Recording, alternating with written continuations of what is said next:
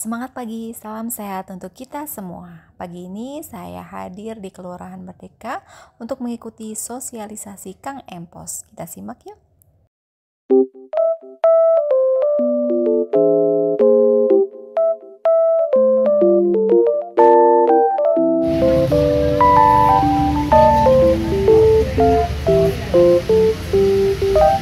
Assalamualaikum warahmatullahi wabarakatuh. Waalaikumsalam warahmatullahi wabarakatuh. Alhamdulillah, segala puji hanya untuk Allah. Kita dapat berkumpul di halaman kantor Kelurahan Merdeka dalam keadaan sehat walafiat. Yang kami hormati, Pak Kesos, Ibu para Ketua RW, RW 4 Kelurahan Merdeka dan RT-nya juga, serta warga RW 04. Kami dari Kelurahan Merdeka pada hari ini serentak mengadakan sosialisasi Kang Empos. Kang Empos itu adalah sarung, ember, kompos. Kenapa kita harus mengadakan Kang Empos? Karena Kota Bandung adalah kota darurat sampah. Kenapa? Karena kita ketahui bersama TPS Harimukti kebakaran ya,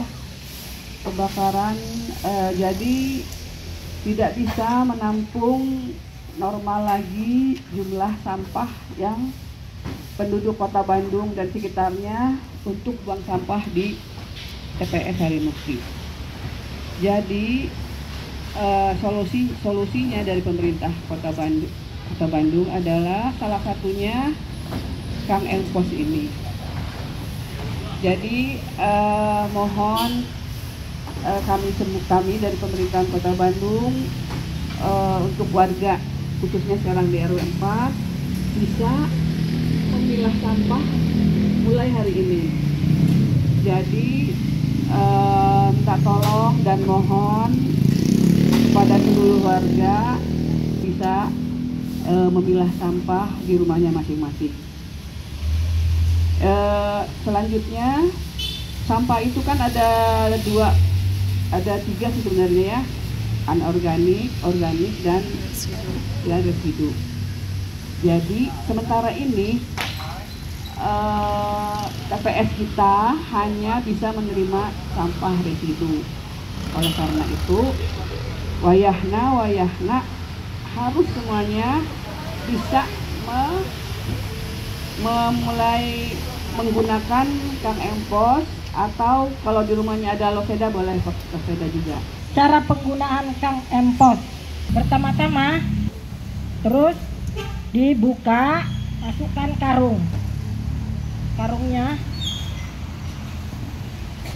karungnya menutupi bibir ember ya. Gabah itu ya, sekam itu berfungsi untuk ya Banyak tuh segini. ya tergantung sampahnya. Jangan dulu, terus masukkan kompos ya, kompos Gabah, kompos, tergantung sampahnya ya Pak ya.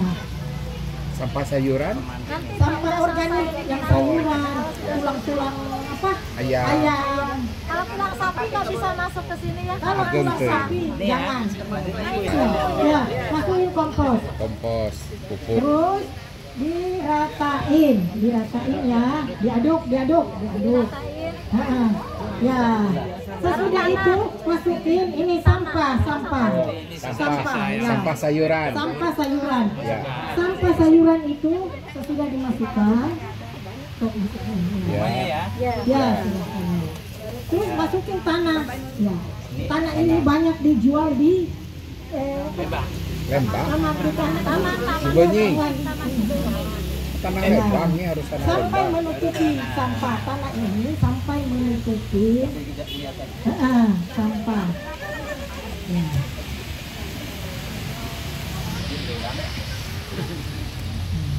Oh, ditutup. Dihabisin. Udah ya. Dan seterusnya nanti ya Pak, sekam itu digunakan sekali aja. Ya. Pada saat memulai dasarnya, terus selanjutnya sampah, tutup lagi tanah, dan tunggu sampai 20 hari. Kalau sesudah penuh ditutup. Pak, ditutup. Sampai tutup. Ya, ini tanpa busuk ya. Ditutup. Udah selesai. Bisa dikasih di tanaman sebagai pupuk, itu lebih subur. Gitu Bu. Kalau mau dibawa ke kelurahan, mangga. Kalau ibu mau gunakan sendiri, mangga. Untuk tanaman-tanaman jadi pupuk ya. Pupuk nanti dari kelurahan bisa ada yang ngambil Bu, katanya waktu saya sosialisasi di kelurahan. Kotoran kucing, kotoran apapun jangan dimasuk. Kotoran anjing nggak boleh Bu, itu panas itunya, apa sih kotorannya itu sampah residu Bu, kayak pampers itu nggak bisa kita olah, buang ke TPS ya. Kalau misalkan sampah residu itu kita belum punya alat pengolahannya. Terus sampah residu itu nggak sampai 20% dari total yang sampah yang kita produksi setiap hari. Yang paling besar itu adalah sampah organik, sisa makanan. Sisanya itu 250 rit bolak-balik truk. Sekarang itu cuma 90-an Bu. Jadi Patra Komala TPS yang biasanya pengangkutannya 2 sampai 3 kali, sekarang cuma sekali. Makanya sempet tuh kalau ibu-ibu lihat sampai ke jalan sampahnya. Bahkan ada beberapa pengendara motor yang terpeleset di situ karena air lindihnya itu ngalir ke aspal. Gitu. Adanya kita kan disiasati. Mohon maaf sebelumnya, permasalahan sampah ini kan sebetulnya sudah sejak dari dulu ya. Kita sudah kena bencana, sudah diingatkan oleh Allah, oleh Tuhan Yang Maha Esa bahwa kita sudah pernah kedaruratan bencana itu waktu TPS Lewi Gajah tahun 2005. 180 orang meninggal tertimbun sampah. Kemudian Sari Mukti dibuka kembali, Lewi Gajah ditutup. Sari Mukti itu beroperasi cuma 20 sampai dengan tahun 2021 layaknya. Nah 2023 kita masih beroperasi dan akhirnya kemarin kena bencana. Nah selama periode itu mindset kita tidak berubah ya, masih kumpul buang, tidak pernah dipilah. Kalau ibu bapak ibu lihat, mungkin kalau pengolahan Jepang terus di Singapura mereka bagus karena memang warganya memilah gitu. Sampah organiknya yang mana, sampah anorganiknya mana, residunya mana. Dan tarif sampah di sana lebih mahal dari kita. Dan itu mereka warganya disiplin gitu. Mindsetnya sudah berubah dari mulai hanya kumpul buang, sekarang mereka sudah memilah juga sama. Nah, momen inilah yang mungkin setelah TPS Sari Mukti kena bencana dan kita dikurangi ritasenya yang tadinya 250 rit truk masuk ke kota Bandung, dari jatahnya kota Bandung sekarang dikurangi jadi 90 rit. Nah itu berpengaruh pada pengangkutan di TPS baik di Patra Komala maupun di Gudang Selatan. Nah bukan nembelehkeun ya Bapak Ibu ya, pekerjaannya pemerintah ke Bapak Ibu, enggak gitu. Bukan mau ngerjain Bapak Ibu, sama sampah mah urusan pemerintah. Tapi udah kalau mau gini terus mau sampai kapan gitu.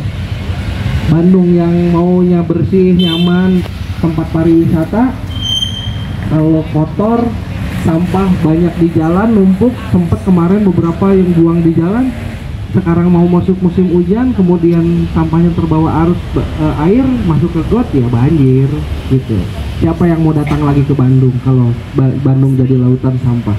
Makanya saya mengajak kepada Bapak Ibu semua, ini ada program pemerintah, pengelola sampah organik saja Bu. Organik, residunya silahkan dibuang ke TPS, atau organiknya kalau mau dijual langsung silahkan, mau nggak bingung ngejualnya silahkan dibawa ke kelurahan. Jadi kalau kita tidak berubah mindsetnya, mau sampai kapan gitu.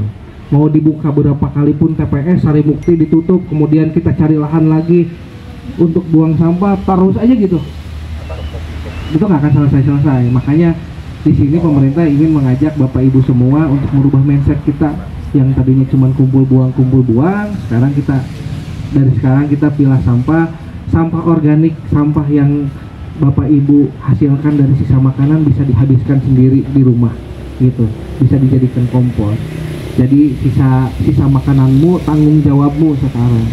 Jadi mari kita habiskan, dan nggak mungkin lah 100% habis sampah makanan yang kita makan, kecuali makan ikan sama tulang-tulangnya dimakan. Nah itu mungkin bisa habis. Sekarang kan